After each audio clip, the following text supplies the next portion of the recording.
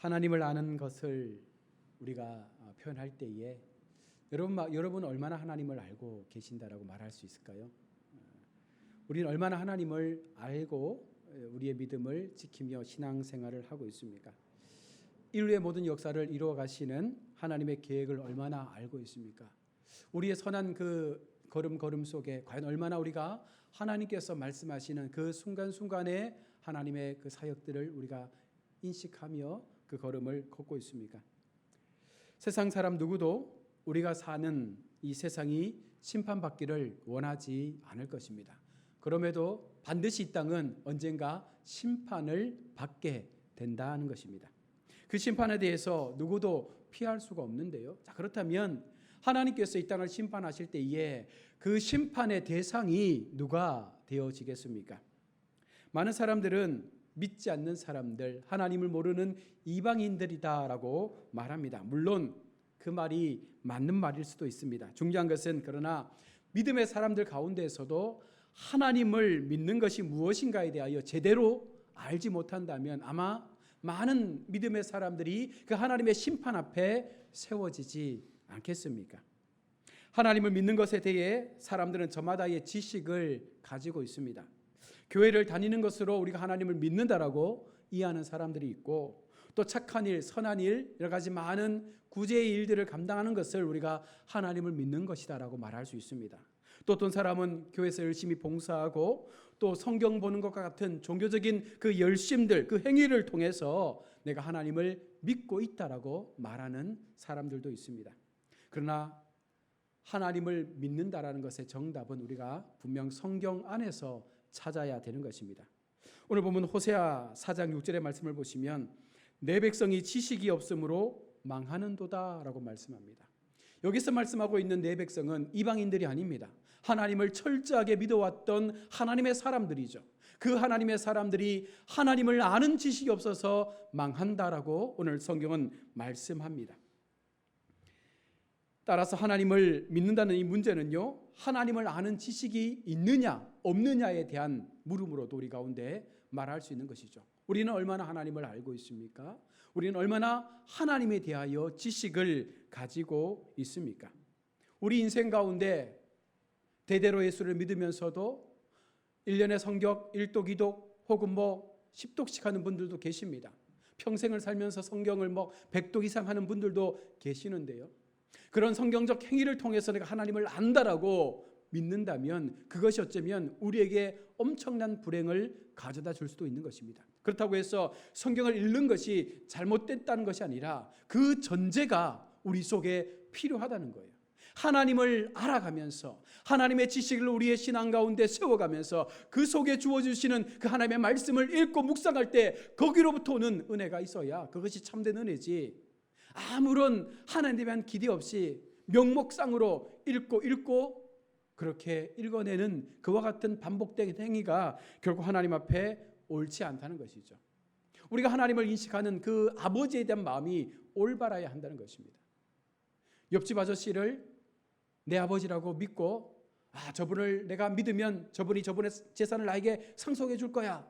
열심히 그 옆집 아저씨에게 잘하고 충성하고 날마다 가서 인사하고 한다고 그 옆집 아저씨가 내 아버지가 됩니까? 안 되잖아요. 우리는 어쩌면 그런 모습을 가지고 하나님을 믿는 것 같아요. 수많은 우상들 가운데 한 분 하나님으로 우리가 믿으면서 잘 믿으면 내게 무언가 좀 콩고물 떨어지겠지라는 그런 무속의 신앙을 통해서 하나님 앞에 내가 믿음을 가졌다라고 고백하는 경우가 많다는 것입니다. 오늘 13절을 보십시오.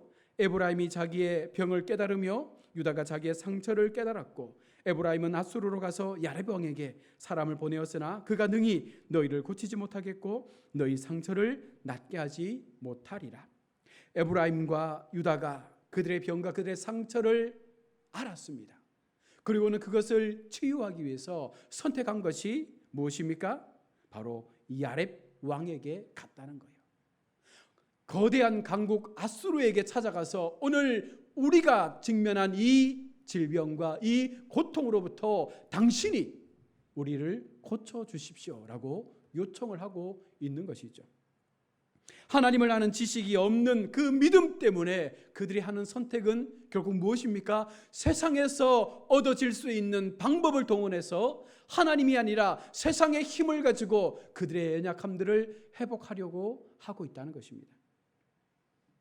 에브라임과 유다가 자신들의 실상을 깨달았음에도 불구하고 그들이 의지하고 나아가야 될 대상이 하나님임에도 불구하고 그들은요, 아수르로 가서 이 아랫방에게 지금의 처한 상황들을 이야기하면서 도와달라고 요청하고 있는 것이죠.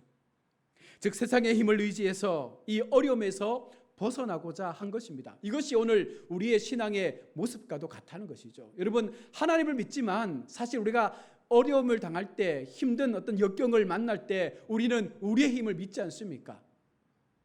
우리가 할 수 있는 것들을 동원해서 그 일들을 행하려고 하지 않습니까?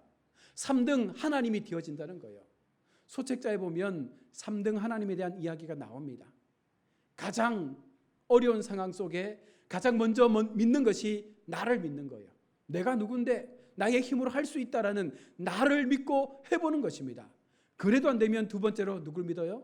주변에 가까운 사람들을 찾아가서 도움을 달라고 하는 것입니다. 그래도 안 되면 마지막으로 하나님 앞에 찾아가서 우리가 늘 고백하는 것처럼 천부여 의지없어서 손들고 옵니다.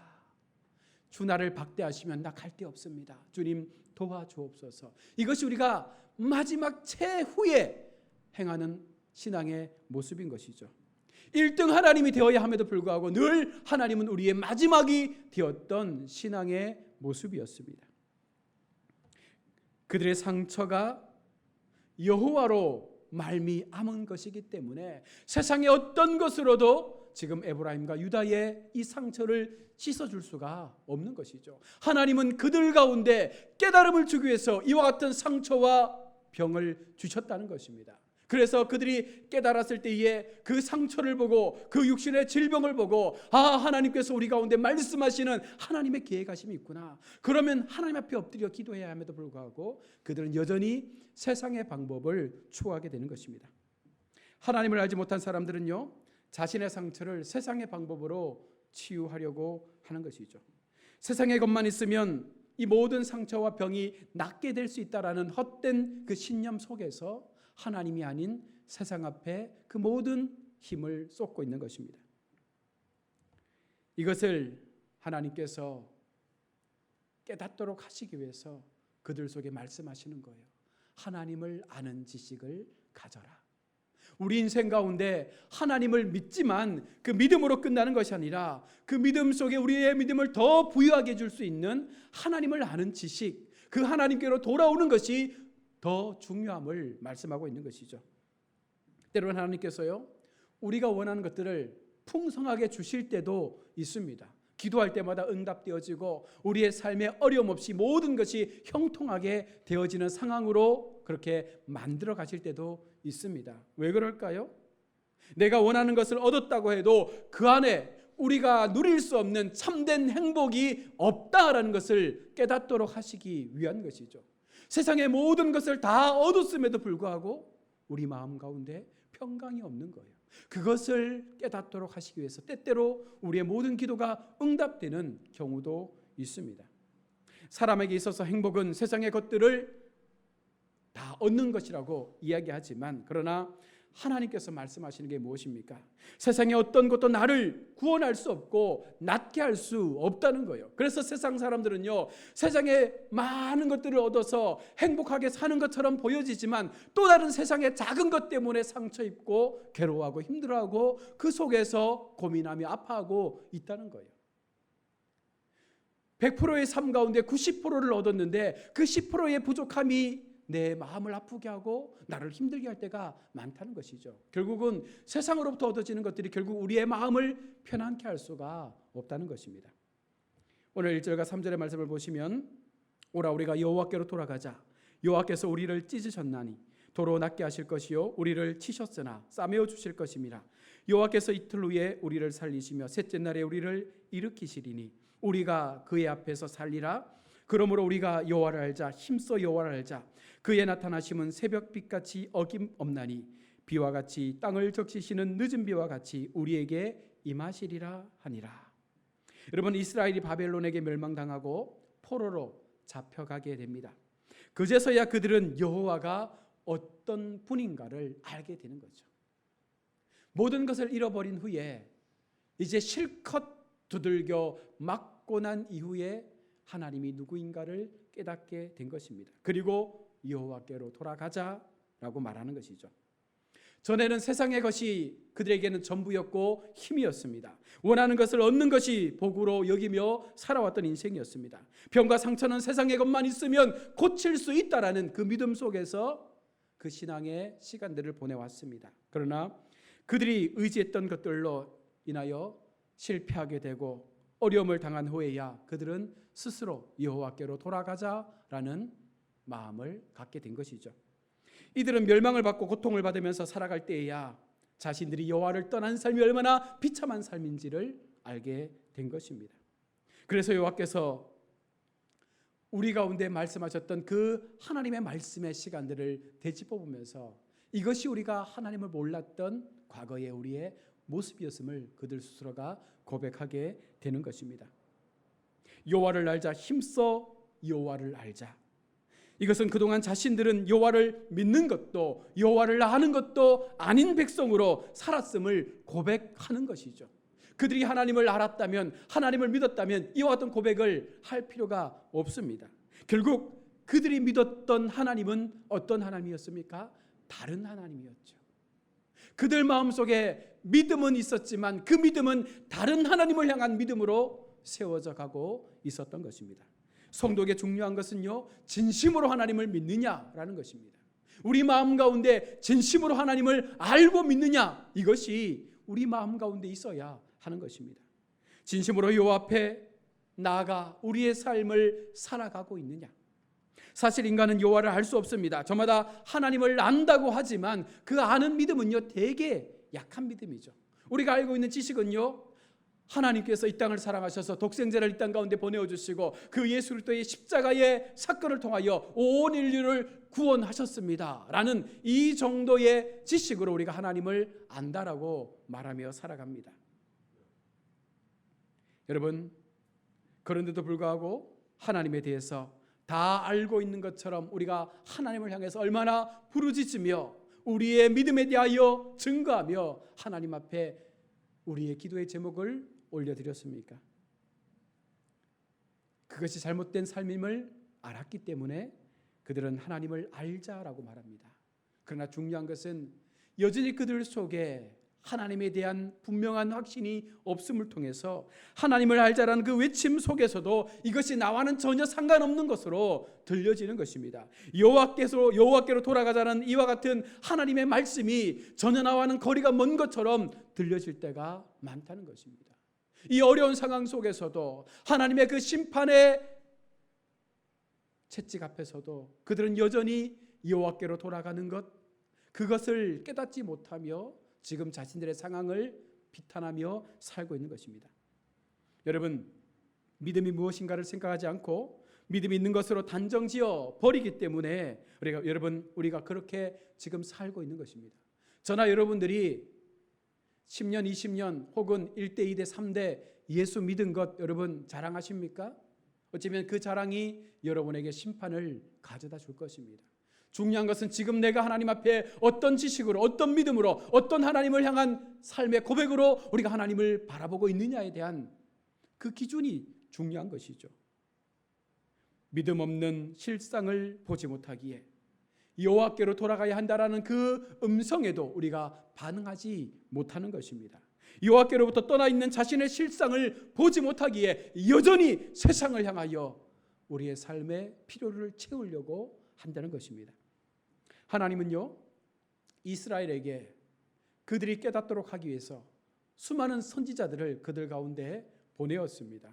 그리고 그 선지자를 통하여 여호와를 알라라고, 여호와께로 돌아오라고 그렇게 외쳤습니다.